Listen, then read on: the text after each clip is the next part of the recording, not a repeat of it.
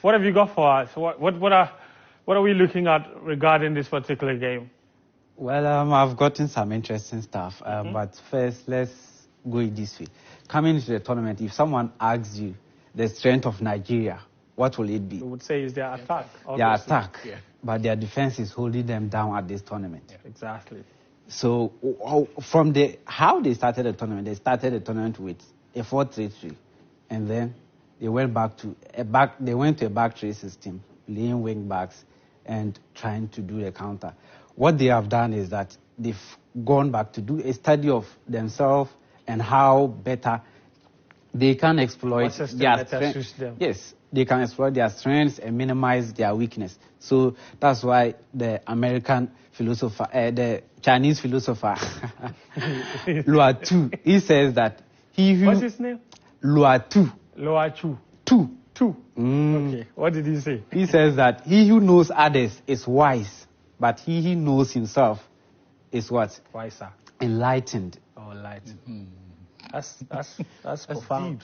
Yes, so some people see that enlightened and wise are similar words, but they are not the same. They carry very different meanings. So enlightened carries a very deep meaning to wise. Thank you. So what I'm coming to look at is how Nigeria are using the back 3 system, especially. I'm just coming to look at their defensive numbers at this tournament. Sure. So against Nigeria, against Cameroon, everything they've been doing at this tournament, apart from that Equatorial Guinea game that they drew, came into force in that Cameroon game. Okay. So let's look at possession.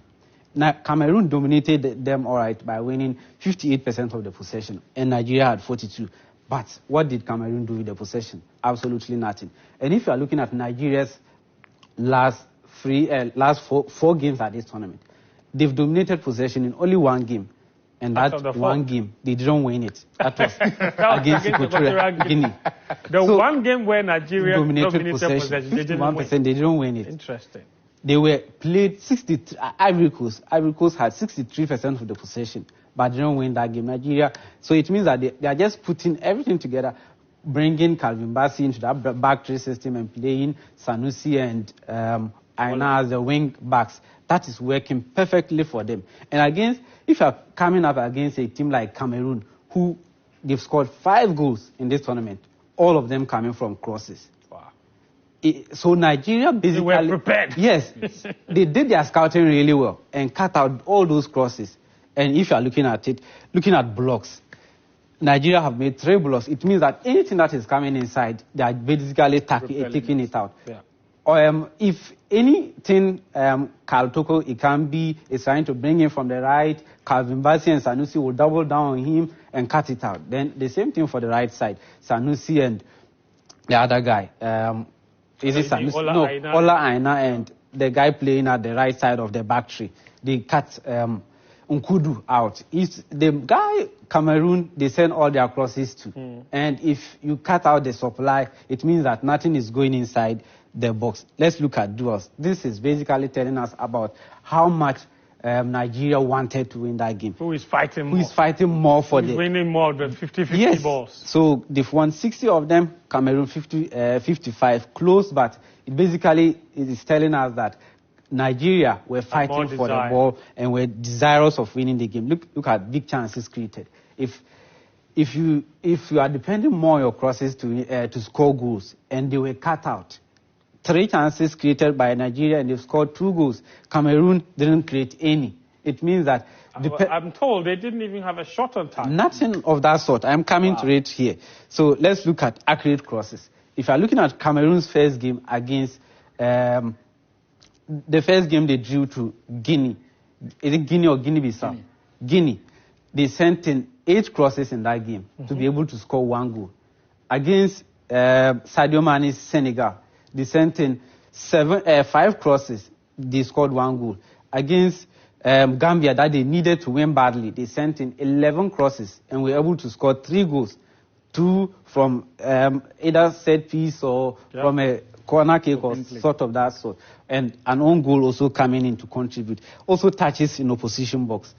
To be able to score a goal in a game, it means that they need to touch the ball more than 10 times in the opposition box. You need to actually have the ball in the opposition box before you can And score. against Guinea, that they scored 1 goal. They had 20 touches in the opposition box, sent in 8 crosses. Against Senegal, they sent in 7 crosses and scored 1 goal. Against Gambia, that they needed to win and progress, they sent in 11 crosses. So basically, it means that Nigeria basically did their homework really well. They know that if Cameroon were able to score anything of a goal, it was going to come from a cross, and they cut that out.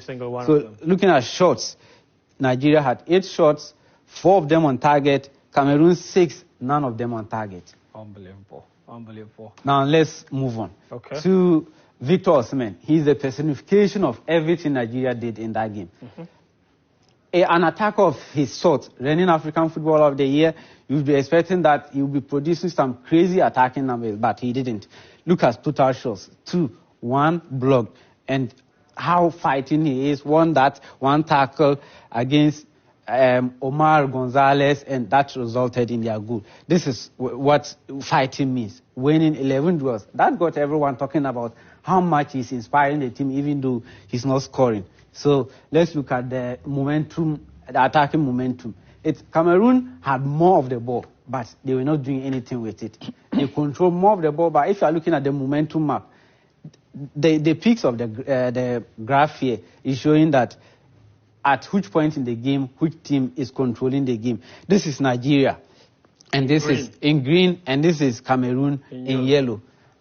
Looking at it, that if you are looking at which point in the game, which team is having the ball, Cameroon had more of the ball, but their momentum graph is not as high as Nigeria when they had the ball in those small moments when they were in attack. So it means that Cameroon had more of the ball, but they didn't do anything with it. And when Nigeria had it, they made very good use of it. In English parlance, we will call it noisy possession.